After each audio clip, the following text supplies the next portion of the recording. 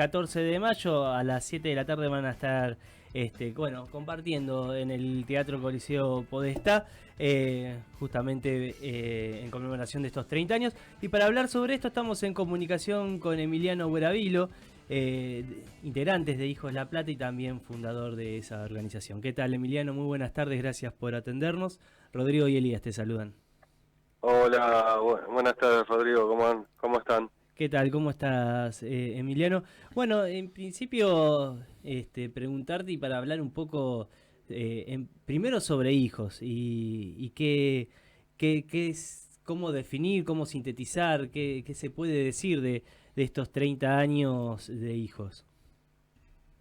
No, a ver, primero es una de las organizaciones que empezó en los años 90, 95 específicamente. Cumplimos 30 años como organización, una organización parecida en esta época en el neoliberalismo que veníamos pasando en el país, y muchos compañeros y compañeras nos habíamos encontrado, hemos formado la agrupación para poder eh, plantear el juicio y castigo, el nunca más, lo de la memoria, verdad y justicia. En ese marco hemos transitado este camino. Uh-huh. Yo imagino que, bueno, cuando pudieron conformar hijos, bueno, debe de haber generado cosas, cada uno de sus integrantes debe haber obviamente transitado y reformulado incluso parte de quiénes son con la agrupación. Y en ese sentido te pregunto a vos qué te pasó en estos 30 años de hijos. Te pregunto a vos personalmente, pero quizás también un poco si eso lo han hablado, cómo también ha atravesado al resto de sus integrantes. Mira, ahí nosotros, digo, en caso particular, individualmente, he conformado cuando ingresé a Hijos. Yo empecé en Hijos Capital. Uh-huh. Mi militancia fue en sus comienzos en Hijos Capital, después estuve en La Plata, pero bueno, mi historia en realidad, mis abuelos paternos estaban vinculados a un organismo de derechos humanos que es Familiares, y en ese marco, a ver, yo tuve la posibilidad de conocer mi historia. Yo nací en la Escuela Mecánica de Armada, tengo mis dos padres desaparecidos.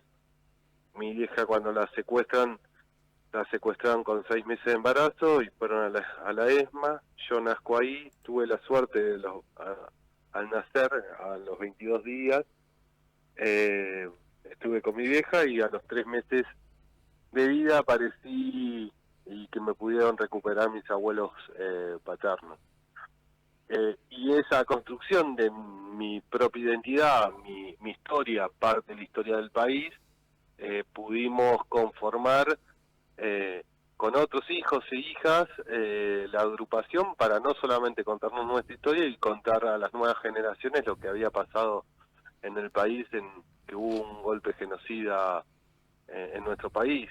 Y como hoy seguimos explicando a estas nuevas generaciones que esos centros clandestinos como Comisaría Quinta, como el Pozo de Arana, Uni60, la ESMA, el Atlético, fueron centros clandestinos que estaban puestos muy cerca, que se veían que las personas caminaban por la vereda, y que ahí estaba el terror y había compañeros detenidos en esos centros clandestinos, ¿no? Uh-huh. Che, Emiliano, ¿cómo te va? Rodrigo habla. Rodrigo, ¿cómo andás? Bien, bien. Bueno, escuchándote, vos sos el primer bebé nacido en ESMA, ¿no? Tengo entendido, ¿está bien?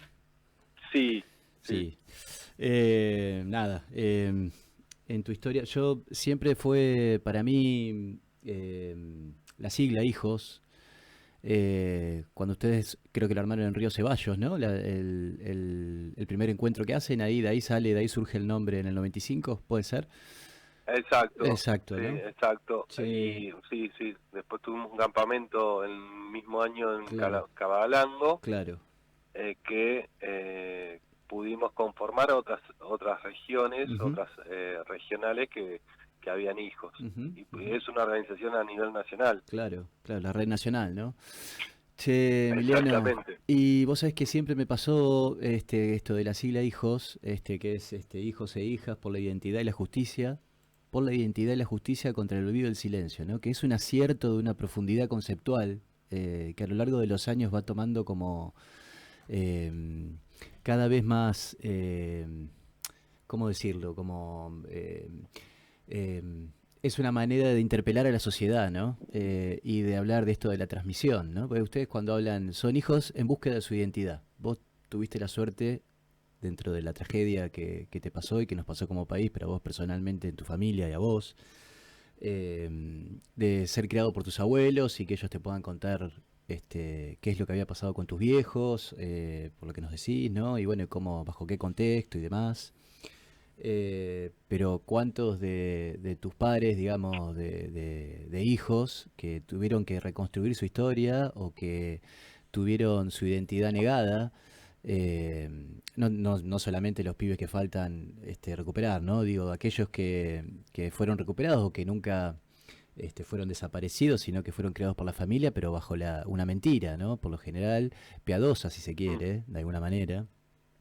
Y en esto de la sigla, decía, la profundidad que tiene, que fue tomando con el tiempo, creo yo, en esto de la búsqueda de la identidad y la justicia, que decías vos recién, contra el olvido del silencio, ¿no? En el 95, qué década y en qué momento aparece Hijos, ¿no? No es casual, digamos, ¿no? En pleno neoliberalismo, después de las leyes de vida, de, bueno, obediencia de vida, punto final, indultos. Eh, ¿cómo lo ves hoy? ¿Cómo lo encontrás hoy?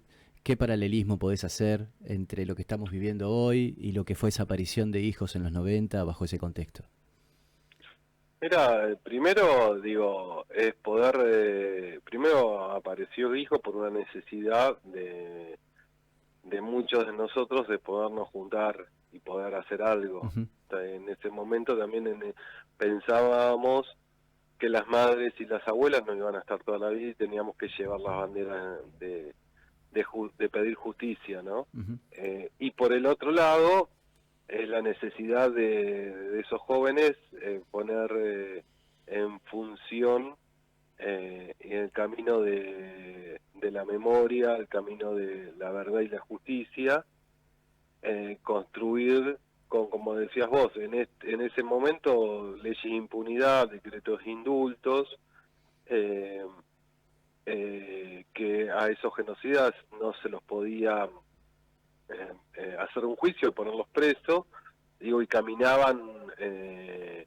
en libertad por el país. ujú, Por eso también en ese momento se definió hacer escraches, como decir, si no hay justicia hay ujú. escrache, digo, la justicia dormida no podía hacer nada, bueno, habría escrache para decirle al vecino que al lado de su casa vivía un genocida, un represor, que tiene las manos llenas de sangre. Mm, Y en esta época pasamos algo muy parecido en el sentido de los 90 ahora, con el neoliberalismo que viene teniendo a nivel nacional el país, generando con Javier Milei esta situación, desconociendo, hemos pasado hace un tiempo atrás también con Macri de desconocer la cifra de los 30.000, mm, desconocer siempre, poner una grieta en ese sentido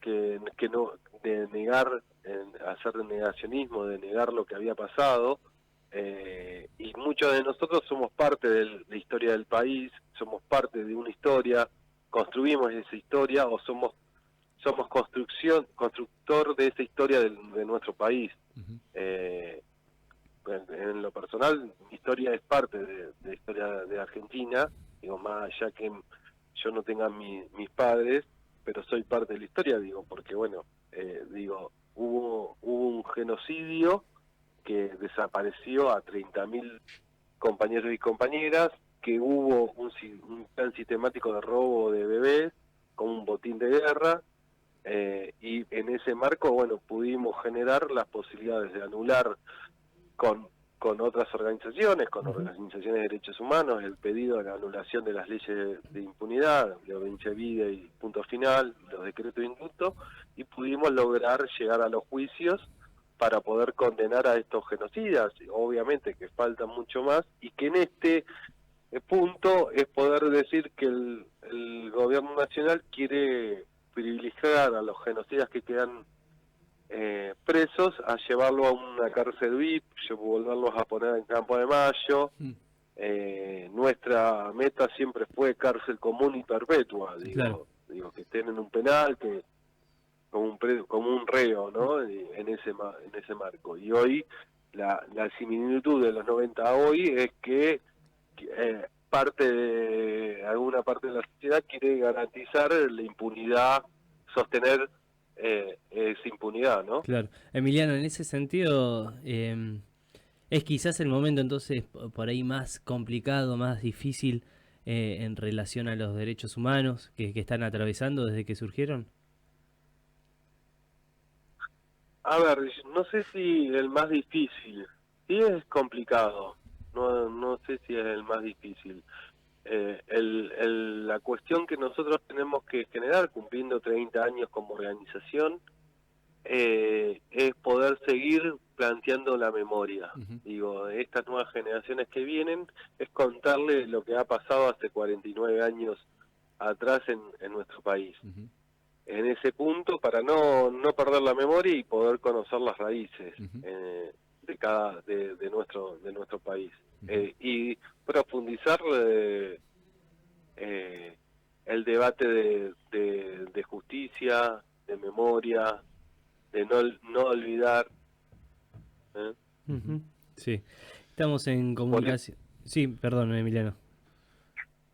No, y por eso en este ámbito de los 30 años que estamos cumpliendo, el día de mañana vamos a hacer un festival con organizaciones que nos han bancado en su primera etapa, como algunos sindicatos, algunas organizaciones estudiantiles, organizaciones sociales. Es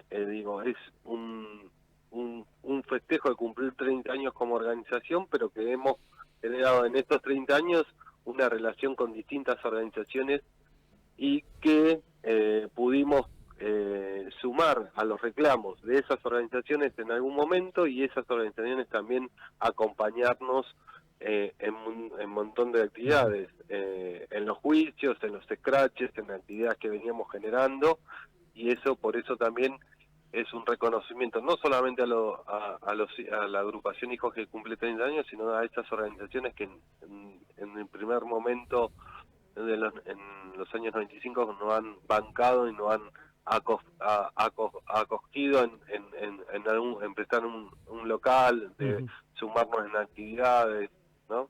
Bien, justamente a eso también iba y te quería preguntar un poco, ¿con qué nos vamos a encontrar el día de mañana? ¿Cómo va a ser el festival? Y también, bueno, que nos dejes ahí una invitación a eso.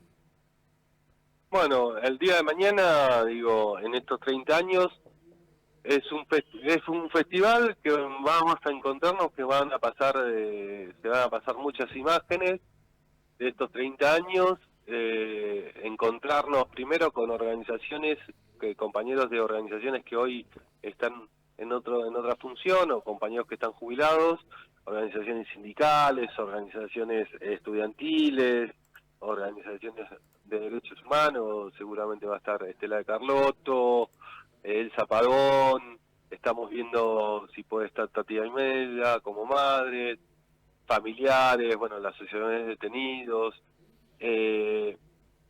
Primero es encontrarnos con todos y todas, y segundo, es también de reconocer a esas organizaciones también estos 30 años son parte, Ujú, que fueron parte. ujú. Y en ese marco, este festival que va a haber algunas cosas de música, videos, poemas, alegría, digo, en esto poner en ese ámbito todos los compañeros y compañeras que hemos pasado por hijos, 30 años de organización y que hemos compartido la vida con otras organizaciones y con otras personas que han puesto un granito de arena a esta agrupación que hoy cumple 30 años. Nuestra Esto va a ser venganza. mañana en el Coliseo Mm, a las 19 horas.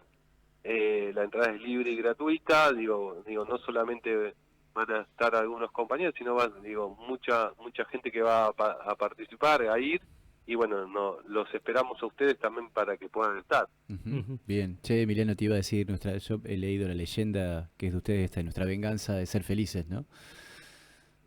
La venganza de ser felices, es esto. Digo, nosotros no nos reconciliamos, pero nosotros queremos tener, no es la venganza de poder generar el odio, es Ujú, ser feliz y poder garantizar el juicio y castigo a estos responsables que puedan estar en una cárcel común y por vida, ¿no? Ujú.